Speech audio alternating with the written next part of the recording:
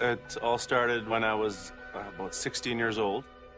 Some friends and I would get together, and one of the things that eventually started coming up was the occult and what it was all about, even going so far as to going to the mall and buying a Ouija board and just testing it out to see if we could actually make contact. Inevitably, somebody started to push the Ouija board, pointer around, and it all started out being very lighthearted and a bit silly, and we didn't know exactly what we were doing or what was supposed to happen, so we didn't take it too seriously. One time when we were working with the Ouija board, it did start moving around. Everybody sort of pinky swore to each other that we weren't manipulating the pointer, and so we started to delve a little bit deeper into it and understanding that, you know, there was perhaps something here that we should pay heed to, and strange things started to happen. You know, we'd hear noises, we'd hear voices, the windows would slam open and closed, and, you know, just sort of the very cliche things that you hear happen when you get into that kind of stuff started happening. We had all sort of just gotten ourselves sucked right into it. We just wanted to understand more. We just wanted to find out what there was to learn.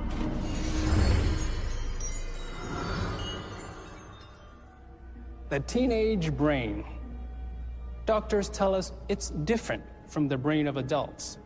But those of us who've lived through the teen years don't need experts to tell us that adolescents have a unique approach to life. We know those years are a time of constantly testing the limits of our relationships and of ourselves. Hello, I'm Lawrence Chow. Today on Ghostly Encounters, we meet Christopher Mio. As a teenager growing up in Windsor, Ontario, Christopher and his friends dared to tempt fate and test the limits of their everyday world. And when they do, they have a terrifying ghostly encounter.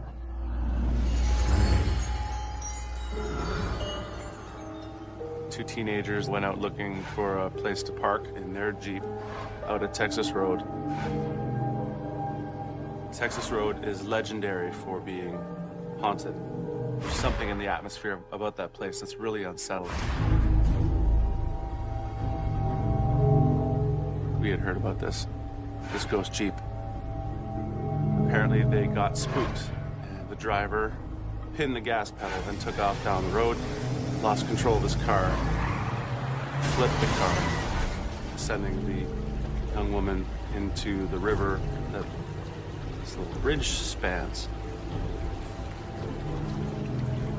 After he recovered and looked around, he couldn't find her. She apparently had disappeared.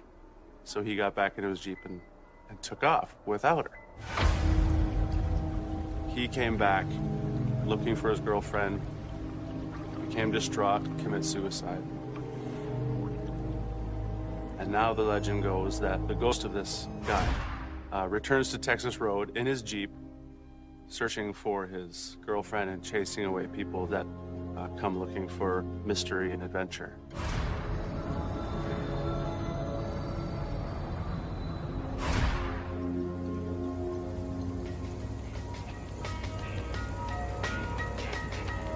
Reports had been coming back to Windsor about people being chased off the road and that there was a Jeep with one headlight.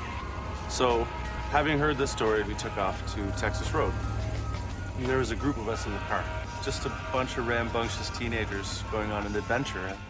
It was really exciting, and we were singing along with the radio and telling stories. And then as we started to get closer to Texas Road, the singing started to die down and the conversation died down, and then, you know, the music was turned off.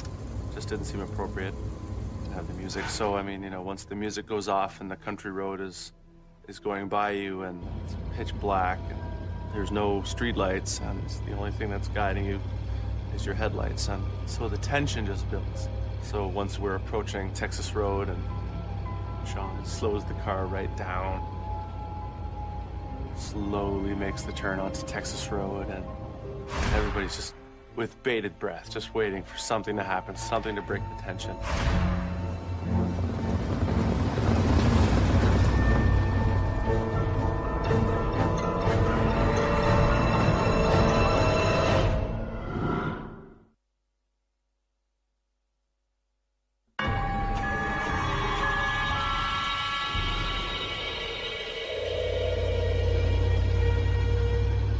got to Texas Road. We took a drive down, and it's really spooky. It's pitch black. It's in the middle of the country. There's nothing going on. There's a cemetery about 100 meters down the way. We make the turn onto the road, and we're driving down the road, and we stop in front of the cemetery. It's all locked up, so we decide to jump over the fence. We hop the fence.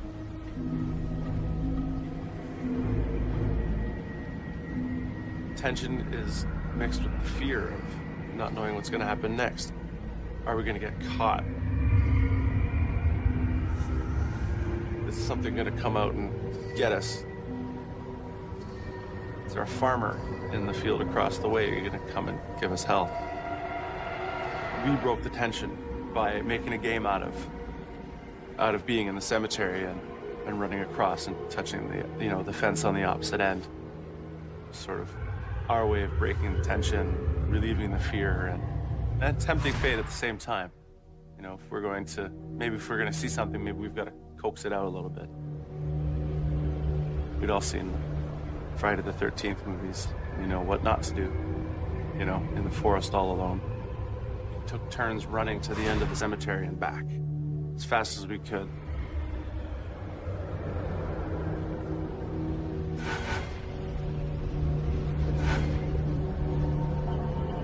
We were just tempting fate in a way. We just kind of wanted to see what was going to happen if we invited it upon ourselves. Maybe coax it on a little bit.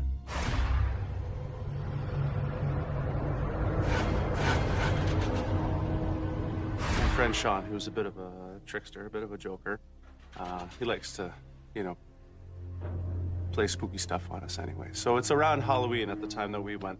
He kind of disappeared, and the group that we were, it was a small group, so we knew that somebody was missing out of it when we all reconvened.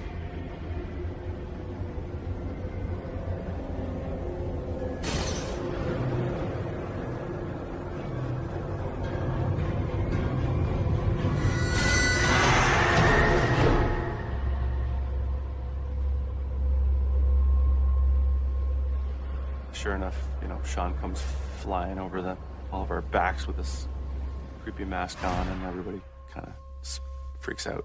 And then after that was, we took some pictures.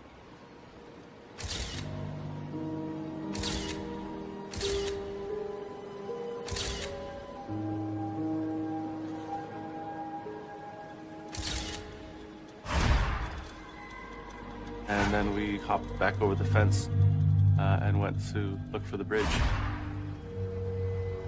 Apparently this is where a lot of poltergeist kind of activity happens. It's right on this bridge. Very slowly driving, and we were walking behind. We're sort of sentinels for the car. It looks like a little Secret Service mission. We get to the bridge, and the story goes that if you turn off your car on the bridge and walk around it 3 times, that it'll die. You won't be able to start it back up. So we tried it. We did the Chinese fire drill around it.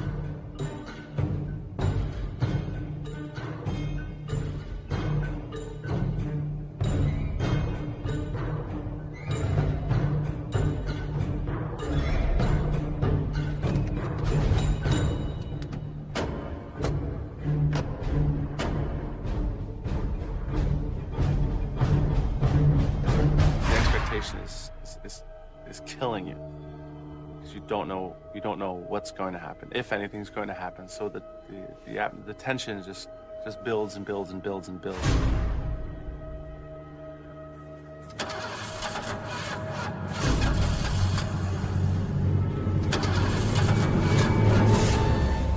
Turn the car back on, it started up, no problem.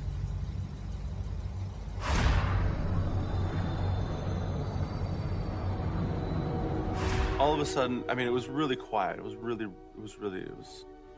was no noise whatsoever. There's no wind, there's no birds, there's no bugs, there's no anything out there. And we all distinctly heard the sound of gravel crunching under tires and a heavy engine in the distance. And we couldn't really pinpoint where this sound was coming from. whether it was in front of us or behind us. It was just kind of the sound.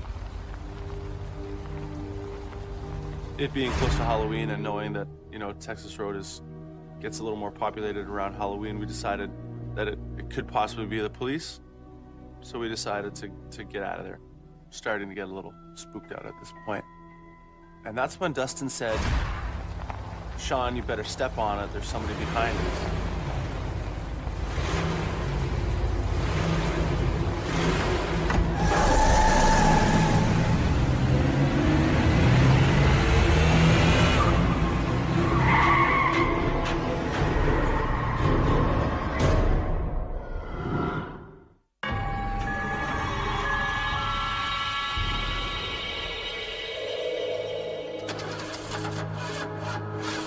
Turned the car back on, and we all distinctly heard the sound of gravel crunching under tires and a heavy engine in the distance, and we couldn't really pinpoint where this sound was coming from, whether it was in front of us or behind us. It was just kind of the sound. Starting to get a little spooked out at this point. And that's when Dustin said, "Sean, you better step on it. There's somebody behind us."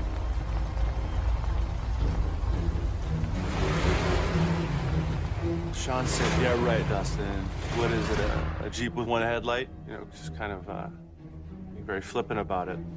We all looked up and saw this one giant headlight, and it lit up the entire interior of the car. And it freaked. Everybody screamed.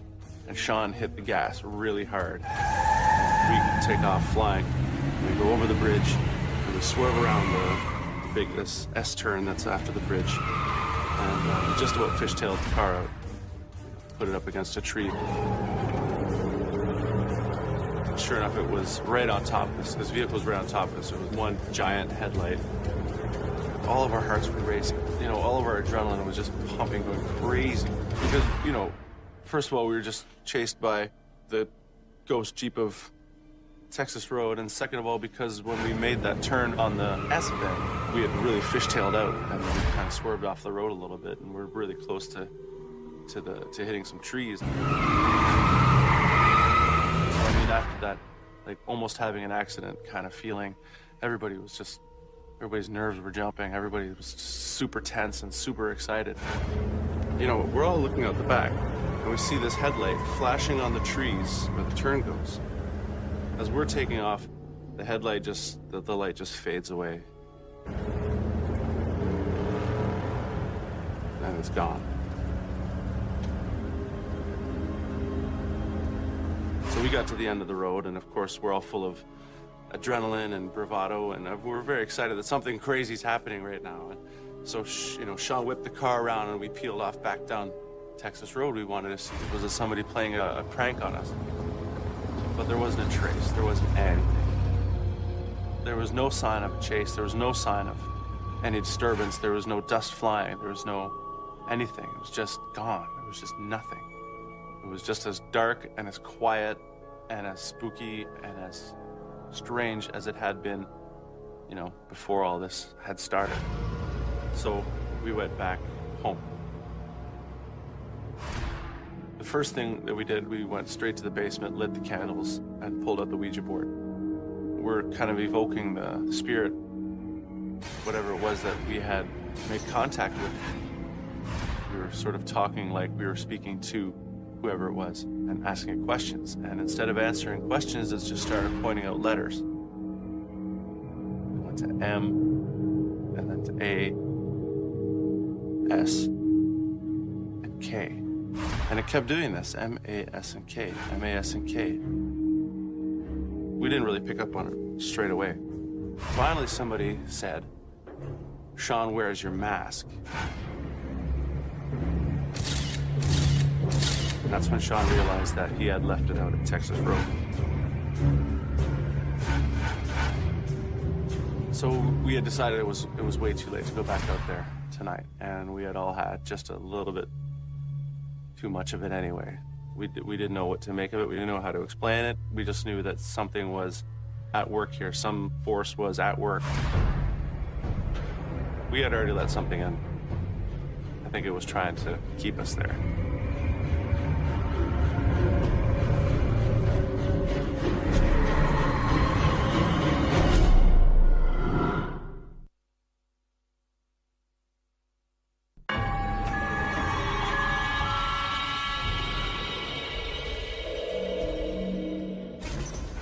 Whatever it was that we had made contact with, instead of answering questions, it just started pointing out letters. M-A-S-K. Somebody said, "Sean, where's the mask that you brought to Texas Road?" And that's when Sean realized that he had left it out there. So it was too late to go back out that night. It was well after midnight. So it was decided that we'd go out the next day. The next morning, Sean picked me up. We were going to go out to the cemetery to pick up his mask. So we took the half-hour trip or so back out to Texas Road, and it's a completely different place by day. It's really quite pretty. I mean, there's a lot of forest. The tension isn't there. The spooky vibes aren't there. And we stop in front of the cemetery again, and the gate is wide open, and it's just a regular cemetery by day. So this time we went in by the gate. We were searching around for the mask that Sean had left.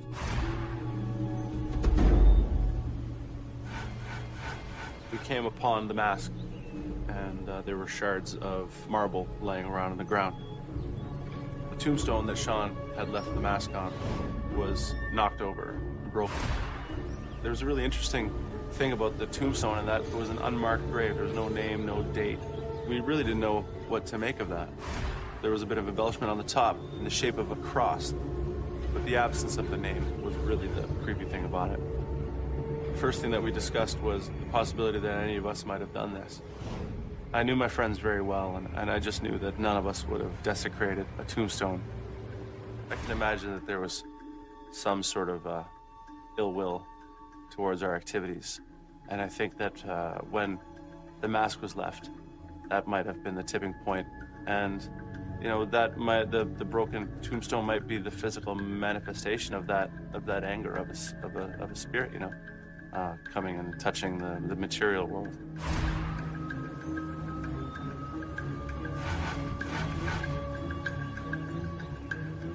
Upon investigating and looking around, Sean grabbed his mask, but he also grabbed a little shard of the marble that was broken and lying on the ground. We thought it might be good to use it somehow to strengthen the bond, you know, strengthen the bond with the spirit world.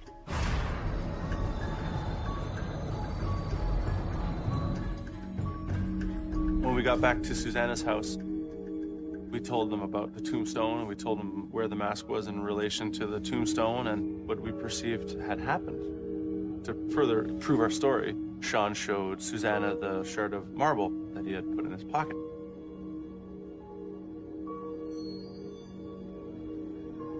She looked at it and remarked on it, "Wow, this is amazing, it's really interesting," and she handed it to her sister Beth. No sooner did she hold the rock into her hand than she threw it down and started crying. We couldn't figure out why. We had made someone or something angry. We weren't being disrespectful, but we were being 16-year-old goofballs and running around in the cemetery and taking pictures. Beth had some kind of immediate connection to this little shard and to this entire thing that we had gone through. And she showed us on her finger that there was a burn where she was holding the shard, and it had burnt a little cross, sort of in the same shape as what was engraved on the tombstone.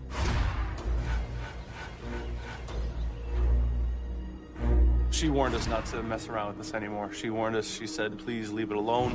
You got what you went for. Leave it be." And furthermore, she wanted us to throw the shard of marble away. So we did. We respected the spirits enough to leave it alone. We never went back out to Texas Road. We pretty much stopped doing seances and Ouija board stuff after that. We'd just had enough. Christopher would tell you it's never wise to provoke the dead. It's like poking a stick down a hole. Sometimes you get a garter snake, sometimes a rattler. Our experts see a deeper meaning to this story. Christopher and his friends' experience on Texas Road is not just a search for adventure. The teen's journey that night is a rite of passage. And like all rites of passage, it opens some doors and closes others. For Christopher and his friends, it opens the door to terrifying experiences of the paranormal and closes the door to childhood and innocence. I think our curiosity and our determination to find something in the spirit world did bring it on. But we were good kids. Like we weren't out looking for trouble. We were just out looking for adventure. It seemed pretty real, no matter what the circumstances around the legend. You know, what happened at Texas Road is something that I'll never forget. There's just a feeling that has stuck with me my entire life.